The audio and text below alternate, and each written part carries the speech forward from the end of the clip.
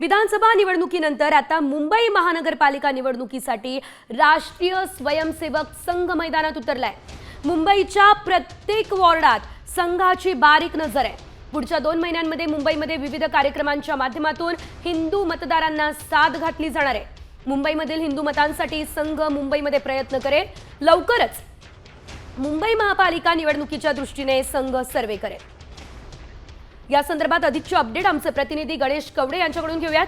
गणेश, एकंदरीत आपण पाहिलं होतं या आधीच्या निवडणुकांमध्ये संघाची जी भूमिका होती त्याचा फायदा निश्चितच भाजपला झाला होता आणि आता पुन्हा एकदा बीएमसी निवडणुकीमध्ये संघाची भूमिका आपल्याला बघायला मिळणार आहे। काय नेमके अपडेट या संदर्भात?